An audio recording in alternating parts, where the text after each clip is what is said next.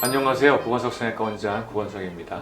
오늘은 코 수술에 있어서 안 되는 이유가 뭔지 좀 자세히 알아보고자 합니다. 코 보형물 수술 제발 하지 마세요 라는 제목인데 정말 이런 심정입니다. 코 성형을 하는 데 있어서 아직도 보형물을 흔히 사용하고 있는 것을 보게 됩니다. 그러나 그 보형물에는 부작용이 따르게 마련이고 여러 가지 문제점이 있을 수밖에 없기 때문에 그런 문제들에 대해서 충분히 이해하고 수술을 임하는 게 좋겠다 생각이 돼서 준비했습니다. 우선 코에 사용되는 보형물의 종류와 용도에 대해서 설명드리겠습니다. 먼저 코 성형을 하는 데 있어서 사용되는 인공 보형물로는 가장 흔히 사용되는 실리콘이 있고요. 그 다음에 고어텍스, 메쉬, 매드포아 이런 것 등이 가장 많이 사용되는 인공 보형물입니다. 그리고 코에 사용되는 이런 물질 가운데 인공 보형물이 아닌 것으로는 자가 조직이나 기증된 인체 조직 등을 사용하고 있습니다. 그래서 자가 조직으로는 여러분이 잘 알다시피 연골과 진피 조직이 있는데요. 연골로는 우리가 귀연골, 기중경련골, 가슴 늑연골을 가장 많이 사용하고 있고요. 콧대를 높이는 데는 자가 진피도 사용을 많이 하고 있습니다. 그 외에 기증된 인체 조직으로는 기증늑연골 또는 기증진피 등이 있는데요. 각 인공 보형물과 인체 조직은 언제 어디에 사용되는지 좀 설명을 드리고자 합니다. 인공 보형물 가운데 실리콘과 고어텍스는 콧대를 높이는 데 사용합니다.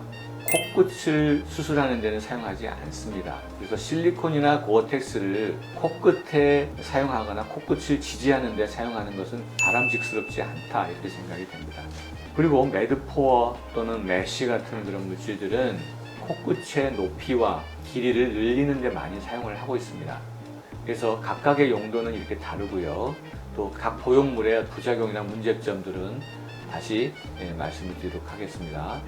두 번째로는 인체 조직 또는 자가 조직에 있어서 각각 어떤 용도에 사용하는 것이 좋겠는가 하는 것을 설명드리겠습니다.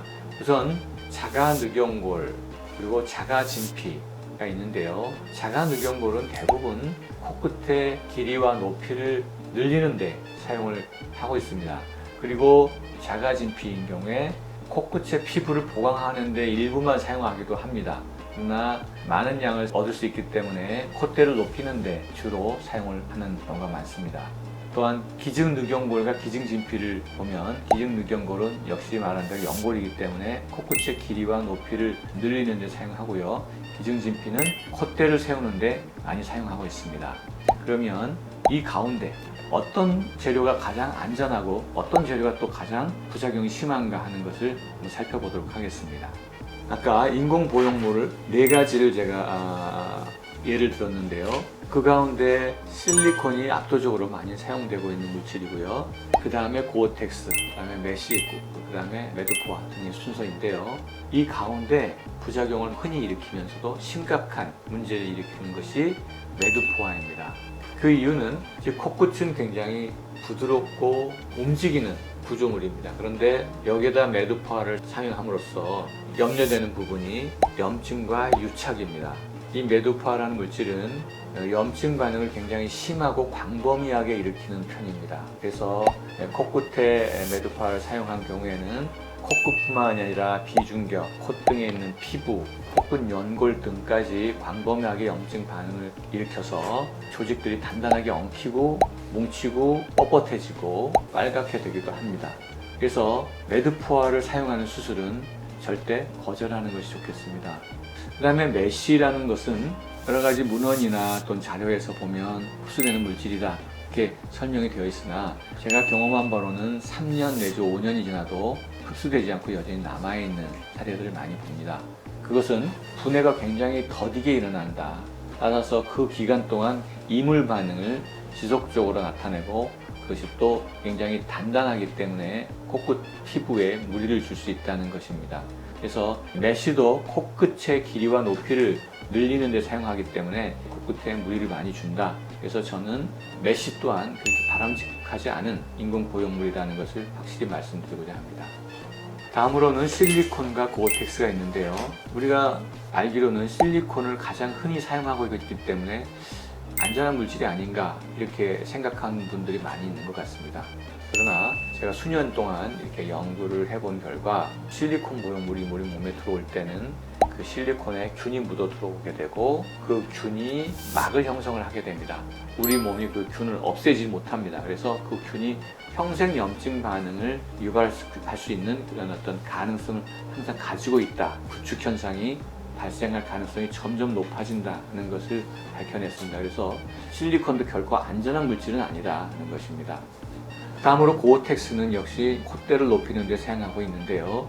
고어텍스는 실리콘에 비해서 장기적인 만성 염증 반응은 좀 덜 나타냅니다. 그러나 굉장히 피부를 단단하게 변형시키기 때문에 탄력이 없어지고 뻣뻣해지고 역시 염증 반응을 계속 지속적으로 나타냅니다. 그래서 사용해서는 안 좋다 이렇게 결론을 낼 수밖에 없습니다. 지금 사례들은 돌출된 사례도 있고요. 만성 염증 반응에는 구축이 나타난 사례도 있고요. 그다음 이런 것들이 같이 한꺼번에 나타나는 그런 사례들도 있습니다. 이 경우는 매드포어가 코 안에서 돌출된 것을 보여주고 있습니다. 좌측 콧구멍에서 매드포어가 튀어나와 있고요. 우측 콧구멍에는 이렇게 불룩한 이런 흉살과 염증 반응을 보이고 있습니다. 이건 정면 모습과 밑에서 본 사진인데요. 역시 여기에 매드포어가 돌출되어서 튀어나와 있고 여기에 유가종과 흉살들이 두툼하게 튀어나와 있는 것을 볼 수가 있습니다. 그러다 보니까 이 안에 있는 조직들이 다 녹아서 비주가 안으로 말려 들어가 있는 그런 형태를 보이고 있고요. 역시 구축 때문에 코가 끌려 올라간 그런 모습을 보여주고 있습니다. 이 환자의 경우에 제거 수술을 먼저 했습니다. 그래서 튀어나와 있던 매듭하고 완전히 없어지고 깨끗하게 아문 그런 상태를 보여주고 있습니다. 다음으로는 코 안에서 실리콘이 돌출된 사례입니다. 이게 실리콘이 겉으로 튀어나와서 코 안에서 보이고 있죠. 역시 제거하고 상처를 봉합한 후에 깨끗하게 아문 모습입니다. 또 비주에서 이렇게 실리콘이 튀어나온 사례도 있습니다. 역시 재고 3달 후에는 상처들을 깨끗이 아물고 정상적인 그런 모습을 보여주고 있는 사진입니다. 여기는 고어텍스가 이렇게 코 안에서 뚫고 나온 것을 보여주고 있습니다. 역시 재고 후 4개월 된 사진인데요. 상처가 깨끗하게 아문 것을 볼 수 있습니다.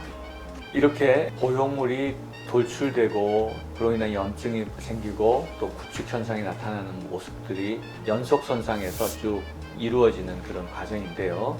보형물 부작용으로 인한 염증이나 이런 돌출은 인공 보형물은 쓰지 않도록 하는 것이 최선이다 라는 결론을 내릴 수가 있습니다.